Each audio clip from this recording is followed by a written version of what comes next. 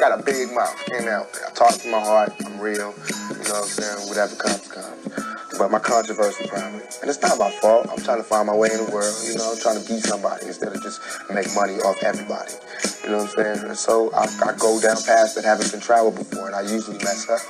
But I learn, you know what I'm saying? I come back stronger. You know, I'm not talking ignorant, you know what I'm saying? So I obviously put thought into what I do. Your karma, everything that you do bad comes back to you. So anything that I'm doing that's bad, I'm going to have to suffer for it. But in my heart, I think what I'm doing is right. You know what I mean? And I think heaven is just, when you sleep with a good conscience. You don't have nightmares. And hell is... What's going on, everyone? It is your girl, Queen Queen, and this is Hot Topic. Let's jump right on into it. First topic of today, we will be talking about Greg Abbott of Texas has put a ban on abortion as early as 6 weeks. Let's get into the clip. Millions of children lose their right to life every year because of abortion. In Texas, we work to save those lives. And that's exactly what the Texas legislature did this session. They worked together on a bipartisan basis to pass a bill that I'm about to sign that ensures that the life of every unborn child who has a heartbeat will be saved from the ravages of abortion. Millions of children lose. Okay, and now let me get into some things that were said under the article. It has said Greg Abbott has officially made it illegal in the state for women to receive an abortion as early as 6 weeks, which is before most women even realize they are actually pregnant. The law is said to formally go into effect in September of this year, and it also allows citizens instead of state officials to sue doctors or anyone who assists in helping a woman receive an abortion in the state, which can carry a fine of up to $10,000. Okay, so let's get into that. And how do you feel about the abortion ban? They're saying that starting, I want to say in September, that in the state of Texas, you will not be able to get an abortion unless it's up to 6 weeks. And then on top of that, I think they did come back and say that in the law that he did pass, that if you was, basically physically abused or raped or anything like that, then that will cause for you also to get an abortion. One thing I will say is that I am not for the ban on abortions, and I do have my reasons why. No one is perfect, and I understand that every life is important. That's also Prince say on this podcast. We can agree to disagree. I have 3 beautiful, wonderful kids, but at the end of the day, people have to understand a woman body, and that's the hardest thing to deal with, is someone telling you no matter what, I'm saying, you have to go through and endure a lot of stuff. Pregnancy is not an easy thing. You can actually lose your life on the table by giving birth to another human being. So I did not like it because, of course, it's a video, and when you look at this video, you see, I'm just saying, like, even by the glance of it, you see majority of men versus women.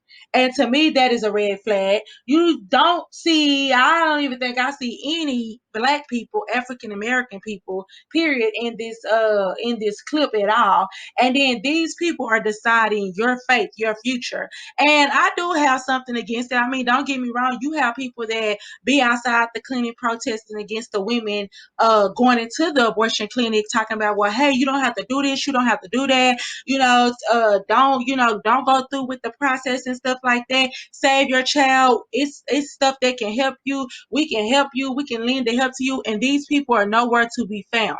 And my question is, why is there so many people in foster care? You guys, and to me, that's the scariest thing to do, is to basically force someone to have a child that they don't even want to have.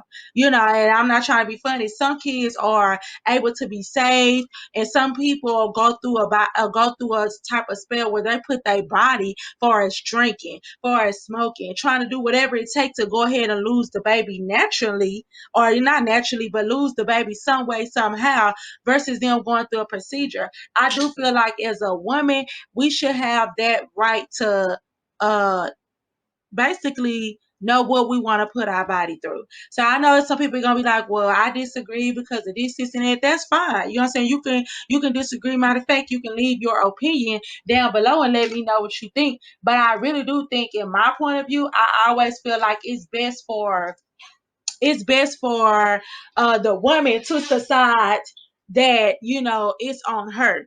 I don't think that that a doctor or some people that you won't never know or see, they should have that type of power to tell you what to do with your vagina. Because think about it, not trying to be funny, this is the reason why so many kids ending up in foster care. This is the reason why so many kids are going through physically and emotionally abused through a parent that did not want them. And I understand, because it's some people, women be like, well, that's not right because I can't even have kids. I think that's a selfish thing to say and do on both ends, because it's not like the people that can birth kids and consistently get pregnant back to back. That's something that they're hanging over someone's head that cannot produce kids. And if that's so I really do not like when people try to use that as a point of keeping kids. It's like, well, there's people out there that can't have kids that want to have kids.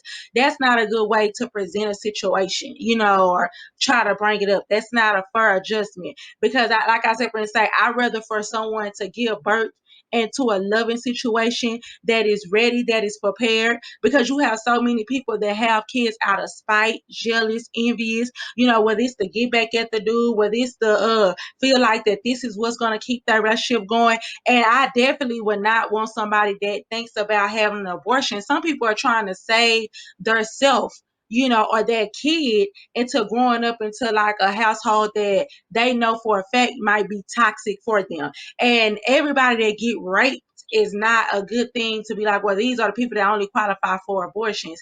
No, because there's some people that actually, could be dealing with physically and emotional abuse to a person, and they was intimate with them. And then by you making them have a kid with them, you're binding them to something for 18 more years. So yeah, I would definitely do another podcast on this situation. But what are your thoughts about it being a ban on a 6 week? And you gotta understand, 6 weeks, I'm being honest with you, I was so little and petite, I didn't even know sometimes when I was pregnant until I was 7 months. And then of course, by me missing my monthly cycle. But you have to be careful, like 6 weeks can go by so quickly, and then by the time you figure out you're pregnant, therefore, well, hey, it's too late.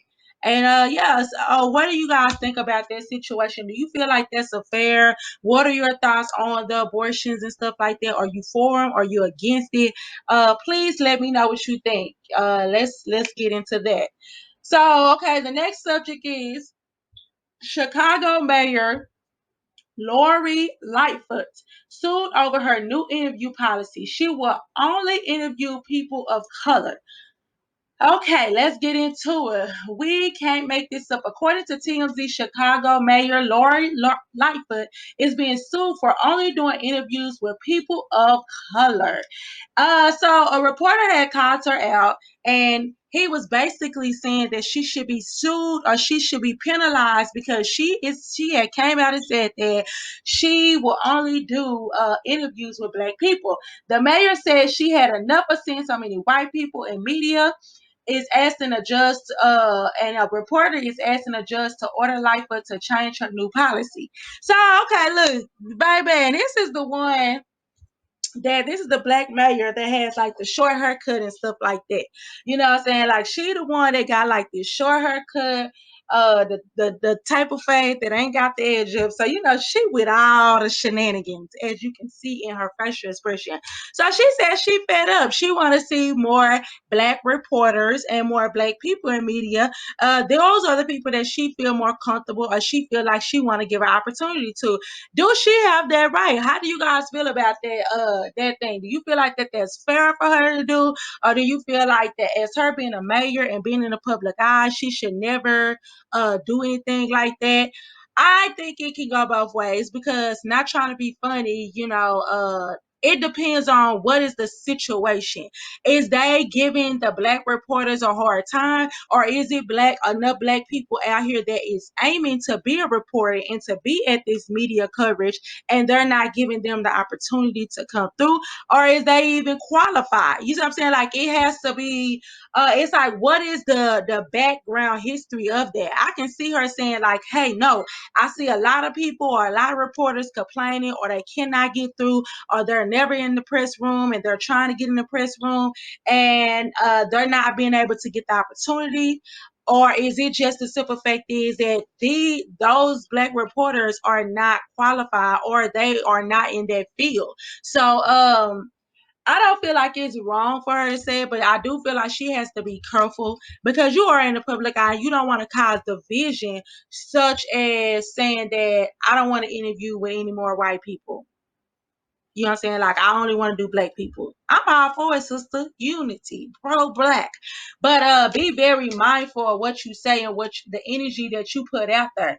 I do feel like that she's not wrong for. I wish she just would have probably came at it in a different type of way, and just was like, let it be known, and let a public service announcement be known, to be like, hey, if it's any African American reporters in the media that would like to, come to press conference and, interview me or whatever, the door is open. Please get in contact with my people. I would love to interview with you guys. That is something that I desire to do. I'm just saying, I think that it would have been a little bit more professional and classy if she would have put it out like that. In my point of view, I would have took it a little bit more like, okay, cool, that's what's up. She's actually putting it out there in front of them, being like, nah, I don't want to deal.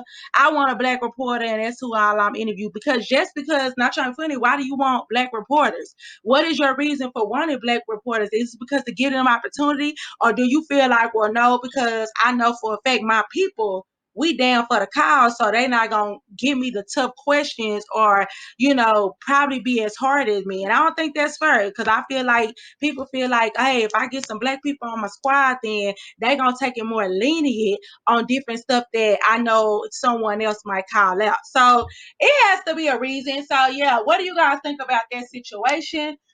Let me know what you think about that situation. Okay, and the last one is NYC Pride Parade banning police and law enforcement from attending their events. Let's get into the clip.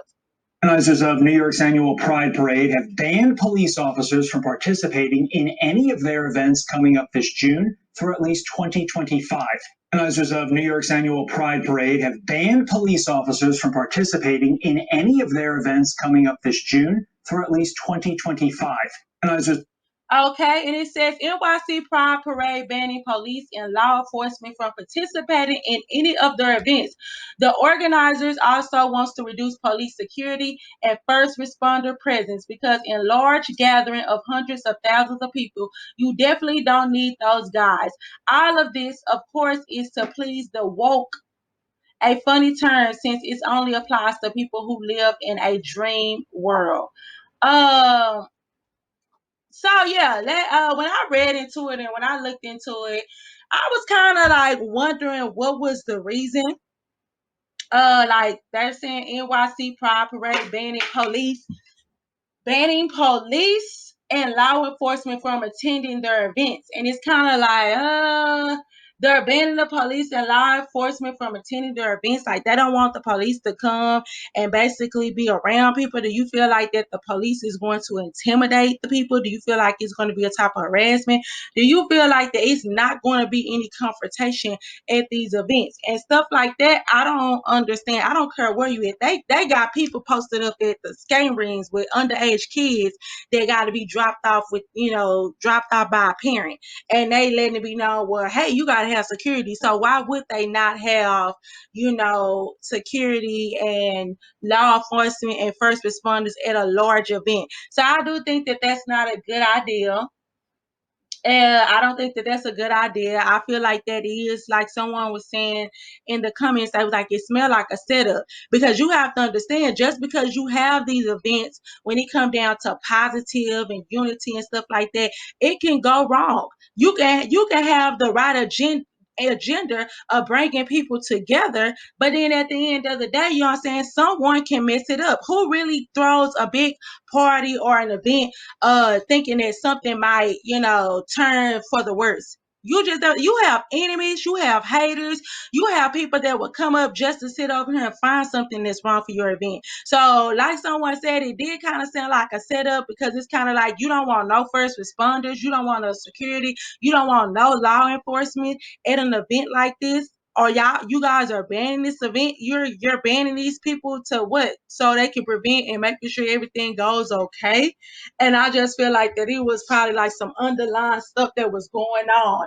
So therefore, yeah, what do you guys think about them banning the New York people banning law enforcement for showing up to Pride Week? Do you think it's a setup, or do you think that they're trying to portray an image of this is what we're about? We're about peace, unity, and love, and we can do a whole parade without anything going off.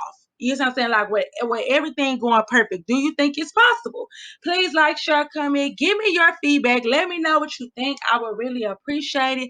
Thank you guys so much for tuning in. See you next time. Mwah!